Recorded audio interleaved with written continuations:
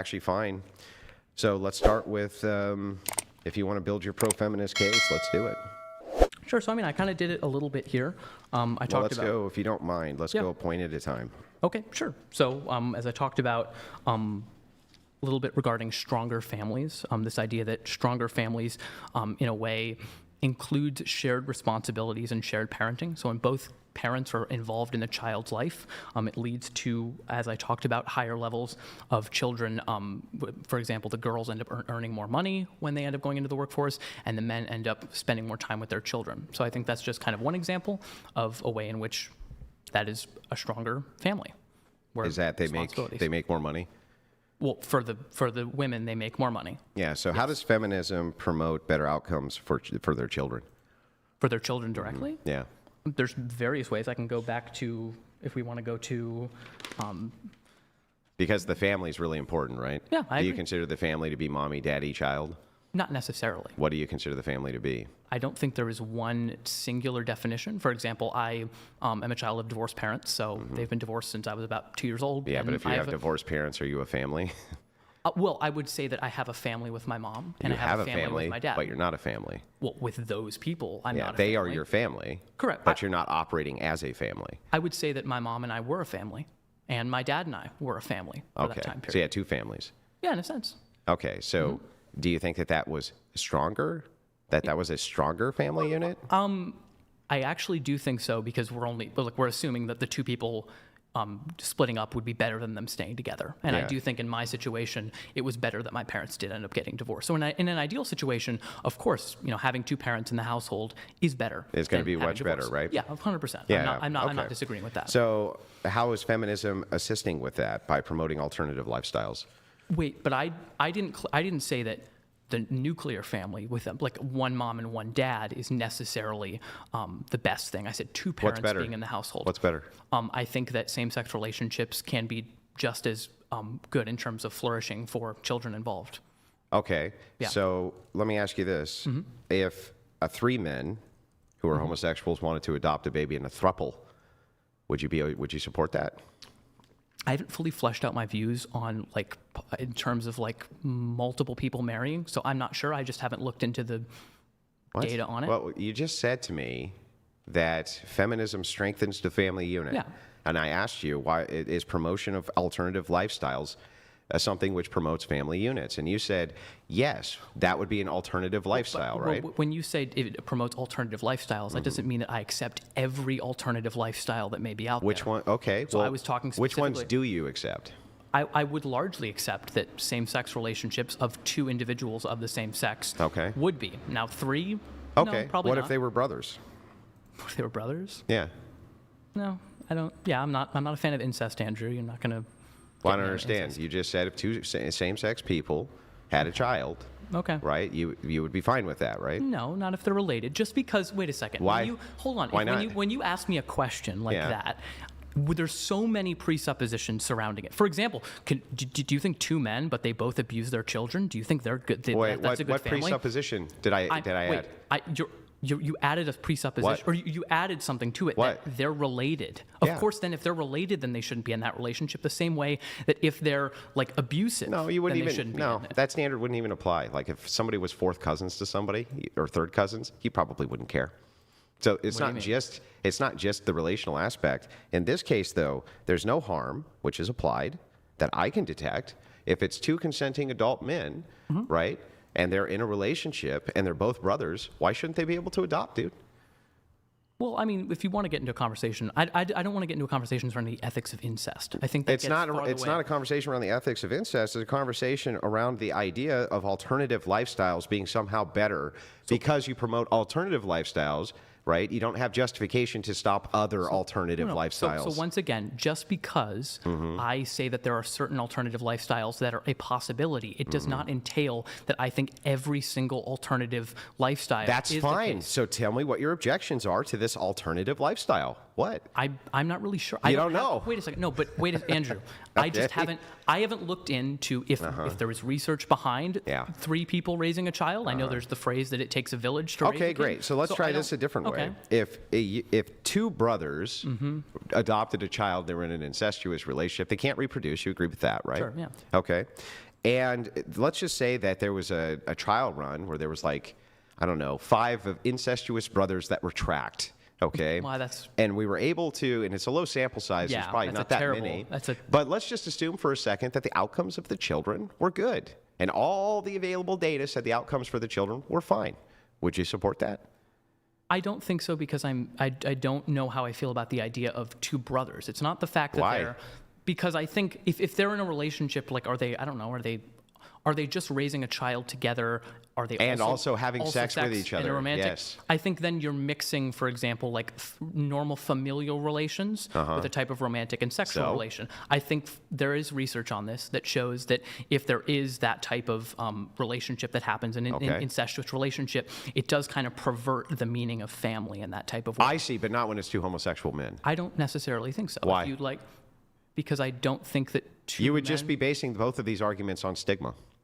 What do you mean on stigma? Well, you say that if there's a social dynamic which is not there, but you can't point to any direct harm to the child, you would just be pointing to social stigma. I'm not necessarily going on a harm principle here. What are you going on? What am I going on? Yeah. I mean, I'm going on the best interests of the child, but that's not just harm. The best interest of the child. Harm. What other than stigma here is actually problematic here? What's other than stigma? It's not just stigma, though, because if you're mixing like sex with a family, it will cause other problems. You mean like every person on planet Earth does who has a family? What are you talking about? I'm not talking about spouses, and I'm not talking about that. Of course, that exists. So what the hell are you talking about? I'm talking between individuals such as brothers, or such as a father and a son or daughter.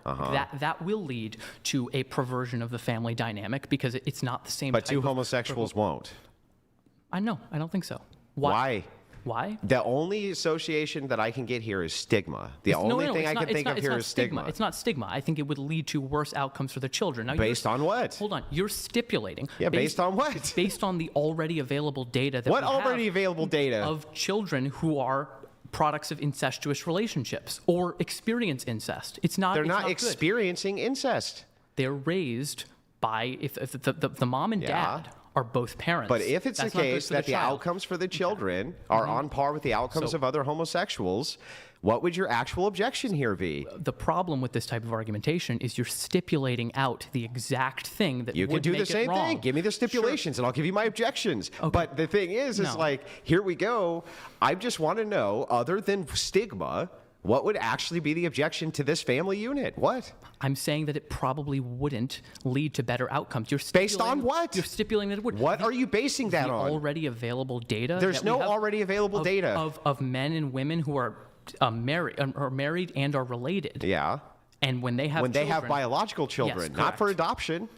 Okay. Can these people reproduce? Didn't we establish they can't? I'm not saying they can reproduce. So then what? So why is your intuition? Remember, this is what I wanted to get to. You said that the purposes of what is good is going to be shared intuition. Mm-hmm. Great. So if that's the case, you would say that it's good 2 brothers don't get married and adopt children. Don't get married and adopt children? Yeah. 2 brothers. Two brothers. Yeah. They don't get married. Yeah. They're not sexual partners. That's probably good. They're not romantic partners. Yeah. No. That's fine. No. You would say that 2 brothers should not get married. 2 brothers should not get married and adopt children, right? Yes, because they're based on shared intuition. Yeah, because they're brothers. Yeah, because they're brothers. Because I think most people. So if there's a shared intuition against homosexuals, you would have to bite the bullet then that you don't think homosexuals should adopt. That's not necessarily what I'm arguing. I'm saying that I think can you make this logically follow? People who have what is good is people's shared intuition. Not necessarily. Conditionally. Yeah, and I'm arguing from conditional premises. If you reject things that I mentioned, then that's fine. Let's make sure we got this right. Conditional means shared intuition. Your exact words. Sure. For the purpose of this conversation, Andrew. Of these things. That doesn't mean that you throw out another thing that I didn't mention and then claim. Bro. Yeah. I'm sorry. Did you say, does conditional in this conversation mean shared intuition or not? Shared intuition of the things that I mentioned, of course, because that's what I'm arguing. You can't just throw out another thing and be like, you agree with this. You agree with this, right? It's only conditional on 5 things? It's conditional on these things, yes. So that's what I'm arguing. Hey, I just want to make sure. You can't make the argument. I just want to make sure I got this right.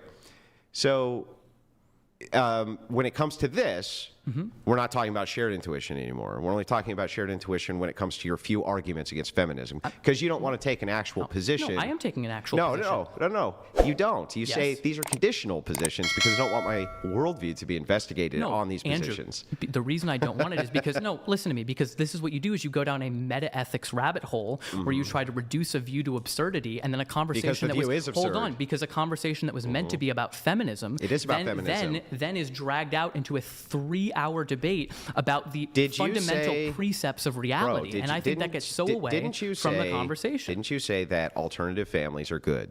Certain alternative families. It doesn't mean certain that all alternative of them. families are good, right? It depends what you mean by alternative families. Yeah, but you said certain ones are good. Sure. Okay. Fine. So in this case, you said homosexual families are good, right? Why are they good? Because it leads to the studies that I've seen. It leads to comparable outcomes to nuclear families, heterosexual. Then just to be consistent here, if it was the case that you had studies that said that the results of an incestuous relationship between a man and a man, they have a kid that they adopted, and the outcomes were on par with that of other homosexual men, you would be for them adopting, right? Yeah, If bad is good, then it's good. Sure. Yeah, well, I just want to make sure that I got this right. Hold on. You're stipulating things that just aren't the case. What isn't the case? It doesn't line up with any of the other available data of 3 men who are brothers or 2 men who are brothers having What does that have to do with anything? Because it doesn't lead to better outcomes. You're stipulating that it does, but it doesn't. Wait, there's no data on this. Well, I'm talking about the data that happens. Yeah, I know, but great. So there's no data on this, though, and I'm just asking if there was data on this, you would have no objection to it, right? Sure, but that's just because that's not how it works, because you would have to prove that there's a relevant difference as to why a mother and father who are related, raising, let's say adopting, just to keep it the same, adopting children and raising that's bad. There's been data on that. You would have to say that there's some relevant difference between 2 men that therefore would make it good, and not in this case. And I don't see how that would make any sense. Whatever the same case would be for your objections for the incestuousness, right?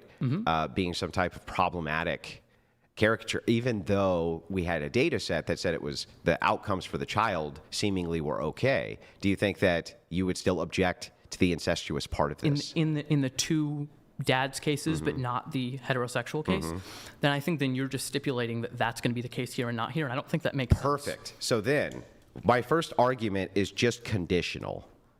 I'm just saying that conditionally, for the sake of just this one argument, that if the intuition of the audience is that men who have sex with each other, right, and are in incestuous relationships shouldn't adopt because they have intuitions against it. And since that's, hang on, that's not my worldview, bro. That's not my worldview. It's not my worldview, but it's conditional to this one argument. I'm just appealing conditionally in this one argument that alternative families are bad, right?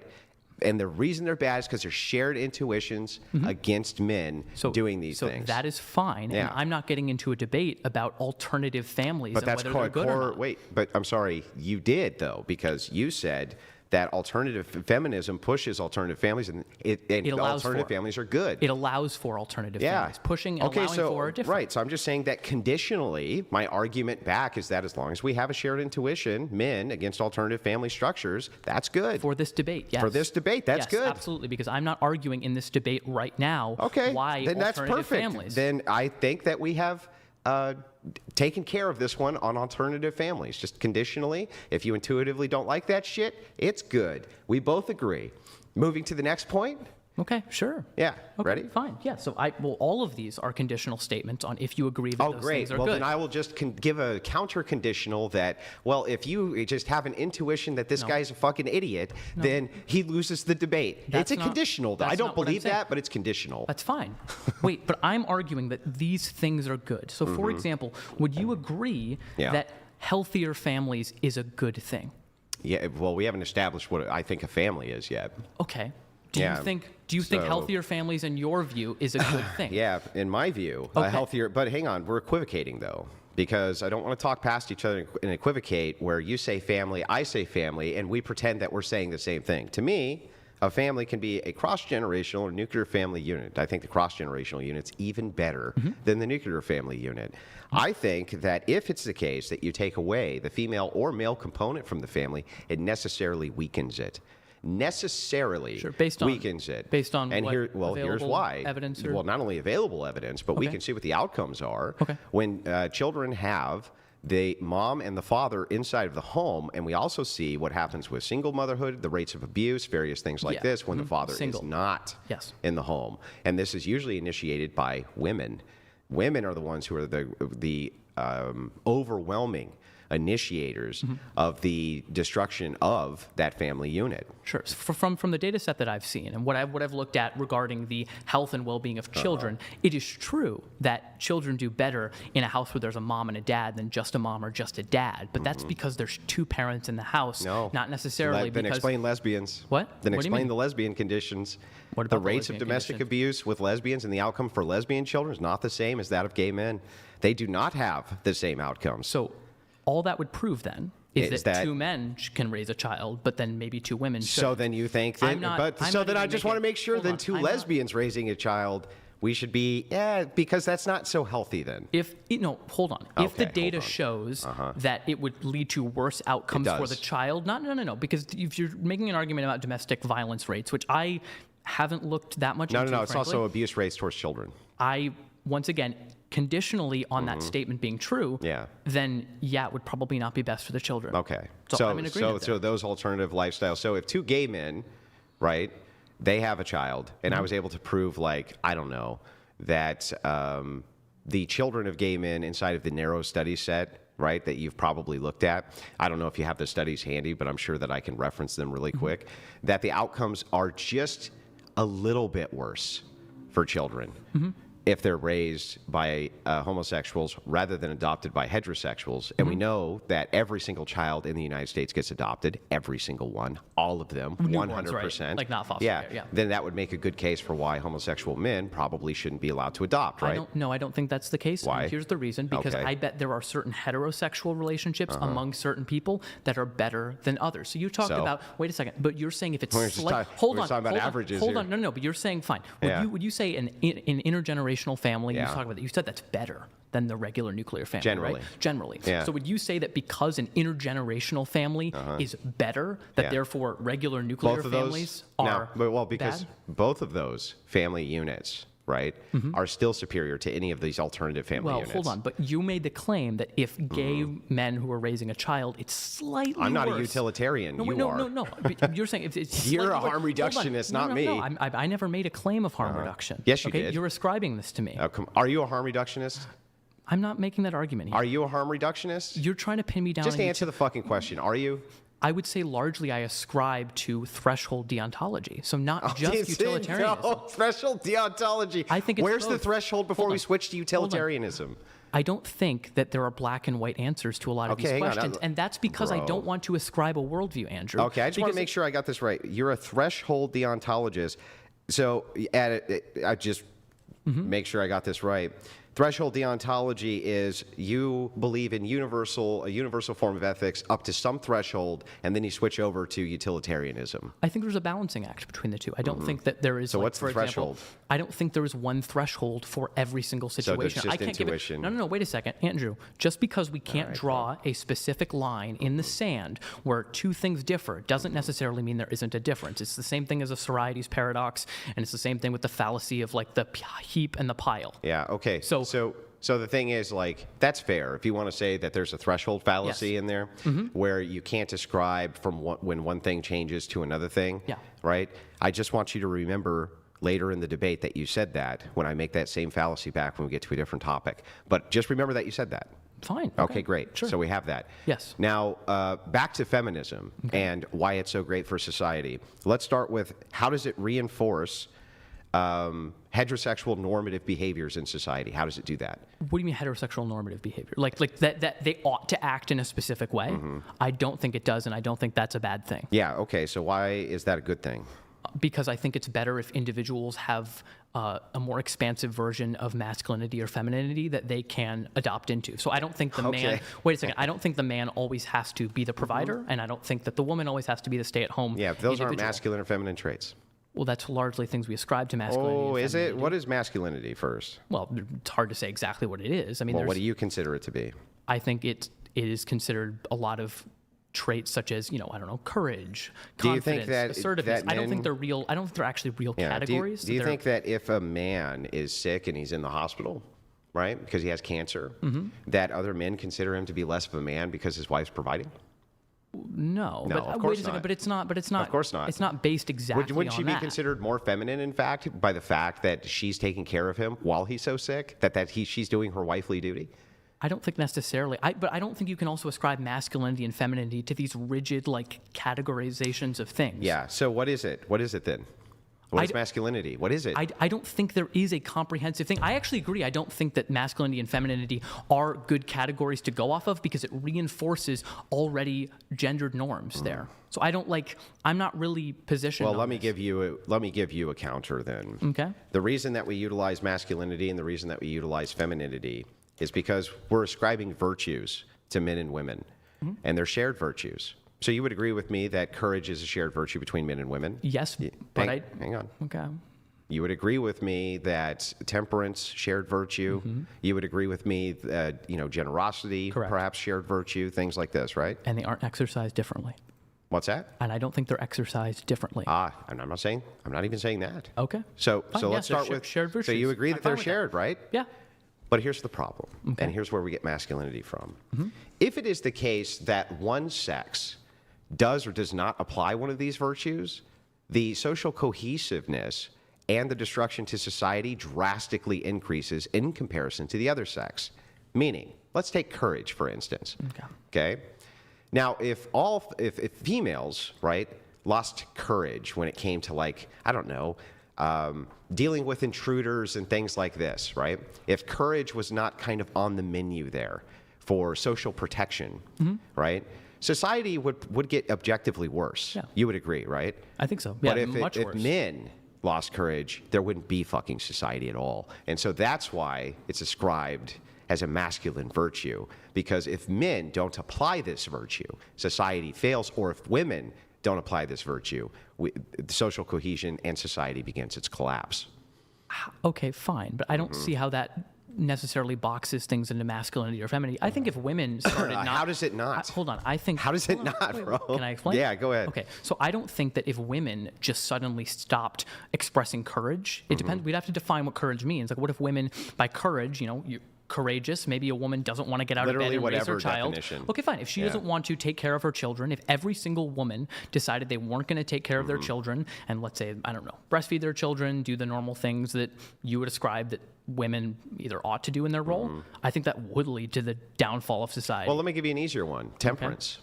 Just take temperance, for instance. Okay. Temperance is necessary for both sexes in order to even have virtues to begin with. Sure. But if women become hysterical versus when men become hysterical, the side effects of this are much, much worse when men become hysterical versus women. Yeah? Why though? Because they're way fucking stronger. I also think they exercise their hysteria in a more violent way. So I think Because that- they're way fucking stronger. I don't think just because someone's stronger When necessarily... women are hysterical, they become very violent, just like men do. The distinction is they can't do as much damage. Okay. And so if that's the case, then when we look at this virtue, for instance, if men lose control of that virtue, it's way fucking worse than if women do, right? That's why it's masculine versus feminine.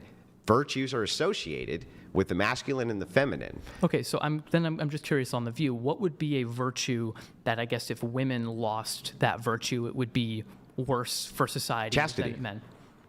Explain. And we can, I mean, we can dive right into it. So chastity would be an easy one. Okay. So men, for instance, they can impregnate basically like as many women as they can make a deal for, right? As many as if there was 100 women who were lined up here today and you could have sex 100 times, you could impregnate 100 women. Sure, we're assuming they're consenting to the sex? Yeah, you could actually do that, right? But you agree that women can't. They can only get pregnant by one man at a time. Yeah, sure, there is a So difference then there. if that's the case, then when we're talking about the social cohesion, right? Women are basically going to be the gatekeepers of whose DNA passes on and whose DNA doesn't pass on. You agree with that? How are they the gatekeepers, though? Well, because you can have as many children as you want. Sure. They can't. Yes. Yes, they can't. So they get to basically be the selection for reproduction, not you. Okay. Yeah. Do you see what I'm saying? They get to be they get to be kind of the gatekeepers for who gets to reproduce and who doesn't get to reproduce. Whereas you, right, you can just reproduce with like everything that you saw, as many partners as you could arrange for who would agree. You could actually impregnate all of them, right? Sure, but women, probably also agree they shouldn't do that. Yeah, though, yeah. Right? So if women aren't chaste, right? If they're not chaste and they have sex with like 50 men, right? At least this used to be the case, especially, then paternity comes into question. Other things come into question, right? Not really the case with men. If you had sex with 100 women, right, and no other men had sex with them, right, or 100 men had sex with this woman, and what are you doing, dude? Bring me water. Oh, fuck. This guy's like fucking shifting behind me. I'm like, what the fuck is he doing? Fuck. All right, so where were we at? Well, Yeah, so conditional, we're talking about the gatekeeping of female pregnancy. Okay, I just don't see how it's different in terms of like men would have questionable about paternity if they have sex. How would they have questions about with 100 women? paternity? Wait, are you assuming that only one man is having sex with these 100 women, or all of men are having sex with 100 women? Yeah. So if it is the case that a woman has sex with 20 different men, right? It is the case that paternity is going to be in question, right? Sure. That is indeed the case. Paternity is going to be in question. Yeah, paternity is going to be in question. Yeah. So if we go back, the reason I'm tying this in with virtues, the reason I'm kind of moving from the back end to the front end, is to explain this concept to you. I wish I had home math skills so I could draw this out. Let us assume for a moment that you wanted to be assured that your child was yours, and you didn't have paternity tests. Okay. How could you do that? In the old, like, I guess a long time ago? Well, it's not that long ago. Paternity tests are modern. Fine. And you want to be sure of it? Yeah.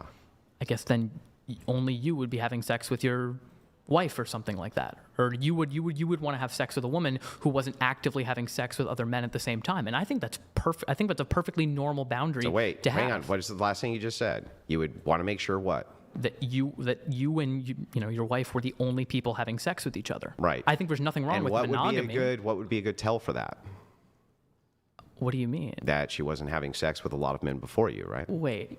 No, I don't necessarily think that's the case. You don't think so? No, I don't think so. I think people can engage in a lot of sexual activity because they're enjoying that, and they enter a monogamous relationship and decide that that's what's best for them, and that's what they want. Well, I don't think that just because she chooses to have a lot of sex outside of a relationship means that she should automatically be distrusted within a monogamous relationship. So let's just make sure we got this right. Is it same for men, though? We're going to set this. No, it's not. Well, but I'll wait, get into that okay. next. If a man has sex with a bunch of people, and he gets into a relationship, I'm going to explain should he be distrusted? I'm going to explain it. Okay. But let's move into this because we're talking about the social destruction aspect. So let's start with this. You think that it is the case that if a woman has a promiscuous past, right, that should essentially not in any way men should show no distrust towards that woman for the purposes of having a family with her. Hold on. Was she in relationships with people, and was she lying to them, and was she cheating on them? She was just having a lot of promiscuous sex with many, many men. Then that's fine. Well, I guess we're assuming also like no STDs, no stuff like that. Sure, we just bake it in. Okay, fine. Then yeah, no, I don't. There shouldn't be any trust distinction at all? No, I mean, you have conversations with this person. Be like, yeah, no, I had that past. I enjoyed that part of my life, but I want to settle down now. And would you say that those women would probably be on par with trust of like virgin women when it came to that? Right. It follows, right? Sure. Except it doesn't because you didn't think about it, and here's why. Okay. There's if I were to ask you about comparisons, right? Comparatively, if a woman only has sex with one partner, can she compare any other partners to that man she's had sex with? No, I guess not. So she wouldn't be knowing what she was missing out on or not missing out on, right? Sure. Yeah. So then if that's the case, if a virgin got married, right, she would have no other men to make comparisons against for any potentiality she might be missing out on, correct? Hold on. Yes, but then you're claiming that you should marry virgin women because there might not be another guy, or they're not going to have a reference for another guy who's better at having sex than you are. Or better at whatever the traits are. So the more that human beings experience partners, how's that weird? It just blows your position out. No, it doesn't blow my position up. You said there's no distinct thing that we could ever point to, right? And this is because when I asked you, hey, do you think that it's the case that if you have a virgin woman, right, versus a very promiscuous woman, they're equally as trustworthy? You said yes. However, you instantly blow your own position out the second you say that there is a comparative analysis which people are going to be making. That would erode the trust immediately.